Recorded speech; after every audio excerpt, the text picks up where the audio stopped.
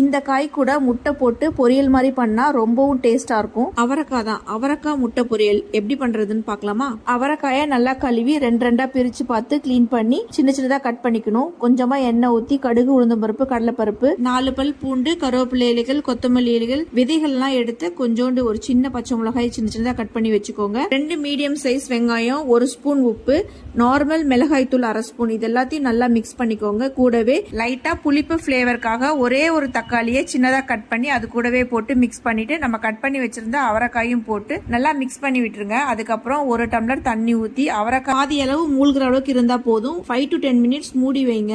அதுக்கப்புறம் அவரைக்காய் நல்லா வெந்துரும். 1/2 ஸ்பூன் காஷ்மீரி மிளகாய் தூள் போட்டு நல்லா மிக்ஸ் பண்ணிட்டு காய்களை ஓரமா ஒதுக்கிட்டு நம்ம எடுத்து வச்சிருந்த முட்டைய நடுவுல வச்சுட்டு முட்டைக்கு தேவையான அளவு கொஞ்சமா ஒரு சிட்டிகை உப்பு போட்டு நல்லா மிக்ஸ் பண்ணிக்கோங்க. மிக்ஸ் பண்ணி அந்த முட்டை நல்லா வேகணும். அதுக்கப்புறம் தான் காயும் முட்டையும் நல்லா மிக்ஸ் பண்ணணும். இந்த மாதிரி முட்டைய தனியா வேக வச்சு அதுக்கப்புறம் மிக்ஸ் பண்ணாதான் டேஸ்ட் நல்லா இருக்கும். அப்படியே காய் மேலேயே முட்டையை உடைச்சு ஊத்தினீங்கன்னா முட்டையோட ரா ஸ்மெல் அடிக்கும். இந்த மாதிரி ஒரு தடவை பொரியல் செஞ்சு சாப்பிட்டு பாருங்க. நார்மல் ரைஸுக்கும் இது வந்து மிக்ஸ் பண்ணி சாப்பிடலாம். சப்பாத்தி, பூரி, தோசை எல்லாத்துக்குமே இந்த பொரியல் மேட்சா இருக்கும். சூப்பர் டேஸ்டாவும் இருக்கும். ரசம் சாதம் வச்சுட்டு இந்த பொரியல் வச்சா கூட எல்லாரும் ரொம்ப திருப்தியா சூப்பரா இருக்குன்னு சொல்லிட்டு சாப்பிடுவாங்க. இதே மாதிரி ஒரு தடவை அவரைக்காய் முட்டை பொரியல் செஞ்சு சாப்பிட்டுட்டு என்னோட பேஜை ஃபாலோ பண்ணிட்டு எனக்கு கமெண்ட் பண்ண மறந்துடாதீங்க.